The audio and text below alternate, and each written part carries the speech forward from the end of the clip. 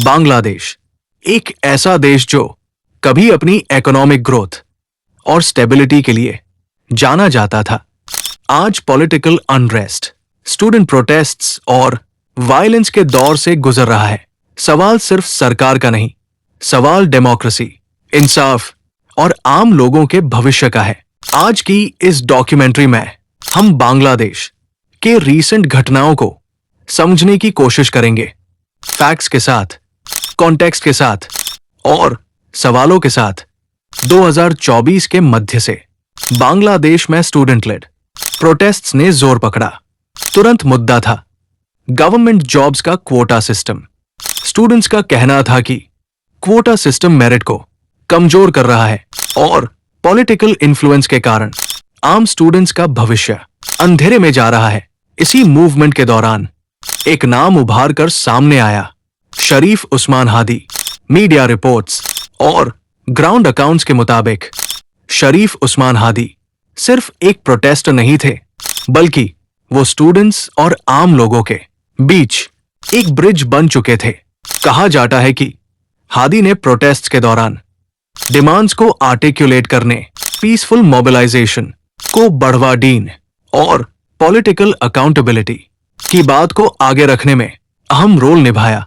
कुछ रिपोर्ट्स ये भी बताती है कि शरीफ उस्मान हादी का पॉलिटिकल एम्बिशन था और वो फ्यूचर में ढाका से इलेक्शन लड़ने की इच्छा रखते थे, जो मूवमेंट को एक नया पॉलिटिकल डायमेंशन देता है। 12 दिसंबर 2025 ढाका का बीजोनगर एरिया, जब पूरा देश आने वाला इलेक्शंस की तैयारी कर रहा था, तभी एक गोली ने पूरे बांग्लादेश की उम्मीदों को हिला कर रख दिया। इंकलाब मंच के नेता शरीफ उस्मान हादी पर सीरियस हमला हुआ, उनके हेड पर गोली मारी गई और पाल भर में सब कुछ चेंज हो गया।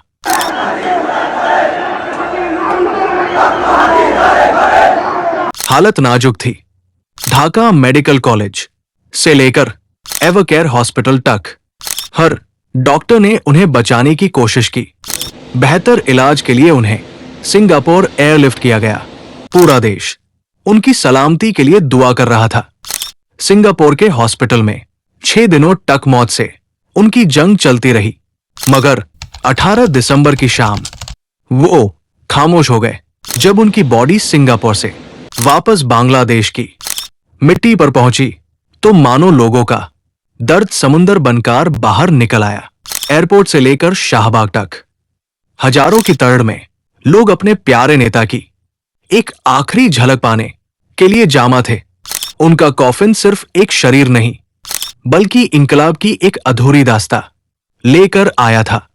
प्रोटेस्ट्स के बीच कुछ ऐसी घटनाएं भी सामने आई जिन्होंने पूरे देश को झंझोर दिया।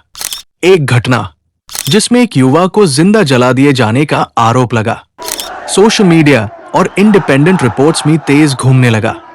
बताया जाता है कि विक्टिम एक माइनॉरिटी कम्युनिटी से था और इस घटना ने बांग्लादेश में लॉ एंड ऑर्डर और कम्युनल हार्मनी पर गंभीर सवाल खड़े कर दिए। अथॉरिटीज ने इन्वेस्टिगेशन की बात कही, लेकिन इस इंसिडेंट ने डर, गुस्सा और असुरक्षा का माहौल और गहरा कर दिया। इन्हीं प्रोटेस्ट्स और अनरेस्ट के दौरान कुछ जगहों पर इंडिया विरोधी स्लोगन सुनाई दिए, खासकर 7 सिस्टर्स को लेकर दिए गए स्टेटमेंट और पोस्टर्स ने रीजनल जियोपॉलिटिक्स को चिंता में डाल दिया। इंडिया के नॉर्थ ईस्ट, जिसे 7 सिस्टर्स कहा जाता है, स्ट्रैटेजिकली और कल्चरली बहुत सेंसिटिव क्षेत्र है। एक्सपर्ट्स का कहना है कि ऐसे स्लोगन्स सिर्फ गुस्सा नहीं, बल्कि पॉलिटिकल प्रोवोकेशन और मिस इन्फॉर्मेशन का भी नतीजा हो सकते हैं। इसका सीधा असर इंडिया बांग्लादेश रिलेशंस पर पड़ना स्वाभाविक था।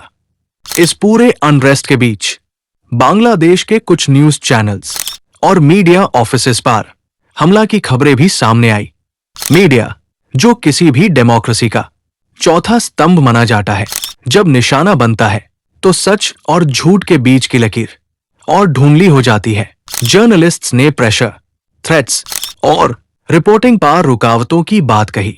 सिचुएशन और भी गंभीर हो गई व्हेन इंडियन डिप्लोमेटिक एस्टैब्लिशमेंट्स के आसपास सिक्योरिटी थ्रेट्स और अटैक्स की रिपोर्ट्स आई। इंडियन हाई कमीशन और वीजा रिलेटेड ऑफिसेस के अराउंड सिक्योरिटी बढ़ा दी गई। बांग्लादेश पुलिस के ऑफिशियल्स के मुताबिक एक्स्ट्रा सिक्योरिटी इसलिए लगाई गई ताकि कोई थर्ड पार्टी सिचुएशन का फायदा ना उठा सके। ये सिर्फ एक सिक्योरिटी इशू नहीं था, ये एक डिप्लोमेटिक वार्निंग थी।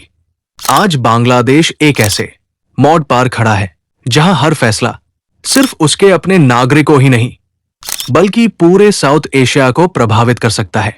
Student aspirations, political ambitions, communal harmony, press freedom और इंटरनेशनल रिलेशंस सब एक कनेक्शन से जुड़ा हुए है। सवाल ये नहीं है कि प्रोटेस्ट सही है या गलत, सवाल यह है कि क्या हिंसा इसका जवाब हो सकती है। बांग्लादेश का भविष्य शांति और जिम्मेदार राजनीति में छुपा है।